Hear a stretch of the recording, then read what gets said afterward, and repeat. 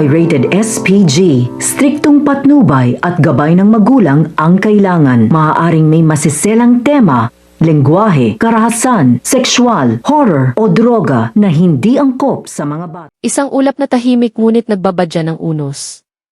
Sa loob ng maraming araw, inakala ng buong lungsod na sa wakas ay nakahinga na sila.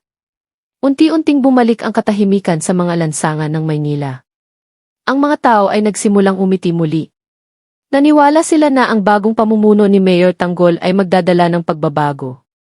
Ngunit sa ilalim ng katahimikang iyon may nagkukubling panganib. Isang bagyong dahan-dahang nag-ipon ng lakas. Tahimik ngunit tiyak. Si Tanggol, na matagal nang nasanay sa panganib at pagtataksil, ay hindi kailanman naging kampante. Sa kanyang mga mata ay palaging may bakas ng pagdududa. Para bang nararamdaman niyang anumang oras maaaring sumiklab ang panibagong digmaan. At hindi nga siya nagkamali. Biglang ginambala ang lungsod ng isang balitang parang kidlat sa kalangitan. Muling nagbabalik ang mga gerero. At kasabay ng kanilang pagbabalik isang pangalan ang muling bumangon mula sa anino ng nakaraan. Isang pangalang matagal nang naging bangungot ng Maynila. Rigor. Ang lalaking akala ng lahat ay tuluyan ng nakakulong ay himalang nakatakas. Sa isang iglap, kumalat ang balita sa bawat sulok ng lungsod. Ang mga tao ay muling kinabahan. Dahil alam nilang kapag nagsanib ang galit ng mga gerero at ang malamig na talino ni Rigor, walang magandang mangyayari. Para kay Tanggol, ang pagbabalik ng mga ito ay hindi lamang simpleng banta sa kanyang kapangyarihan bilang mayor. Hindi lamang ito usapin ng politika. Ito ay personal. Isang hamon sa kanyang buhay. Sa kanyang prinsipyo. At sa pangarap niyang baguhin ang kapalaran ng Maynila. Sa isang madilim na tagpo sa kabilang panig ng lungsod nagtipon ang mga gerero. Tahimik ang paligid ngunit naglalagablab ang galit sa kanilang mga mata. Para sa kanila, iisa lamang ang dahilan ng kanilang pagbagsak. Si Tanggol. Dahil kay Tanggol, nawala sa kanila ang kapangyarihan. Dahil kay Tanggol, nawala ang kanilang impluwensya. At dahil kay Tanggol, nawala ang mga taong dati nilang kontrolado. Kaya para sa kanila iisa lamang ang paraan upang mabawi ang lahat. Kailangang mawala si Tanggol. Sa gitna ng kanilang pagpupulong ay naroon si Rigor. Tahimik lamang siyang nakikinig. Ngunit ang kanyang mga mata malamig. Mas malamig kaysa dati. At nang magsalita si Rigor biglang natahimik ang buong silid. Ipinaliwanag niya na hindi sapat ang simpleng pag-atake. Hindi sapat na saktan lamang si Tanggol. Kailangan nilang wasakin siya. Hindi lamang bilang isang tao. Kundi bilang simbolo. Dahil para sa mga mamamayan ng Maynila, si Tanggol ang naging mukha ng pag-asa. At kapag bumagsak si Tanggol babagsak din ang paniniwala ng buong lungsod. Habang sa kabilang panig ng Maynila ay abala si Mayor Tanggol sa kanyang mga tungkulin, wala pa siyang alam sa planong nagaganap sa dilim. Ngunit nang dumating ang balita tungkol sa pagkilos ng mga gerero at ang pagtakas ni Rigor, biglang nagbago ang ekspresyon sa mukha ni Tanggol. Hindi takot, kundi matinding determinasyon. Alam ni Tanggol na hindi na ito simpleng laban. Ito ay digmaan para sa kaluluwa ng Maynila. Ngunit sanay na siya sa ganitong sitwasyon. Mula pa noon, palagi na siyang hinahabol ng kaguluhan. At sa bawat pagkakataon natutunan niyang tumayo. Lumaban. At hindi umatras. Hindi nagtagal sumiklab ang unang engkwentro. Ang mga lansangan ng Maynila na kanina lamang ay tahimik ay biglang napuno ng kaguluhan. Putok ng baril. Sigawan ng mga tao. At takbuhan sa dilim ng gabi. Lumabas si Tanggol upang harapin ang mga kalaban. Sa kanyang kamay ay naroon ang mahiwagang armas na matagal nang naging simbolo ng kanyang lakas at tapang. Hindi kailanman naging duwag si Tanggol. Kapag hinamon siya lalo siyang tumitibay. Kaya nang harapin niya ang mga gerero, malinaw sa kanyang mga mata ang isang bagay. Hindi siya urong. Kahit isang hakbang. Sa gitna ng kaguluhan ay naroon ang mga taong patuloy na naniniwala sa kanya. Ang mga mamamayan ng Maynila ay hindi basta-basta iiwan ang taong nagbigay sa kanila ng pag-asa. Marami sa kanila ang handang isugal ang kanilang kaligtasan upang ipagtanggol ang kanilang mayor na si Tanggol. Ngunit ang labanan ay lalong tumitindi. Ang bawat galaw ni Tanggol ay puno ng lakas at determinasyon.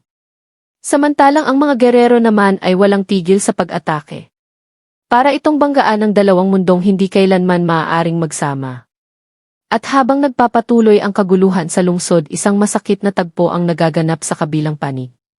Naroon si Maritz. Halos mawalan siya ng lakas nang marinig ang balita tungkol sa labanan. Ang kanyang puso ay punong-puno ng takot para kay Tanggol. Sa kanyang mga mata ay mababasa ang matinding pangamba. Dahil para kay Maritz, si Tanggol ay hindi lamang bayani ng Maynila. Isa siyang taong napakahalaga sa kanyang buhay. Kaya nang makarating sa kanya ang balita na nasugatan si Tanggol sa gitna ng labanan, hindi na napigilan ni Maritz ang kanyang luha. Tahimik siyang umiyak, habang iniisip ang posibilidad na tuluyan niyang mawala si Tanggol. Ang bawat segundo ay tila mabigat sa kanyang dibdib. Sa kanyang isipan ay muling bumabalik ang mga alaala nila ni Tanggol. Mga sandaling puno ng pag-asa. Mga pangarap na hindi pa nila natutupad. Samantala, ang buong Maynila ay tila huminto sa paghinga. Dahil ang kanilang pag-asa ay nakasalalay sa kaligtasan ni Tanggol. Kung mawawala siya, para bang mawawala rin ang ilaw na gumagabay sa lungsod. Ngunit sa kabila ng lahat ng ito, hindi pa tapos ang laban. Patuloy na lumalaban si Tanggol. Sugatan.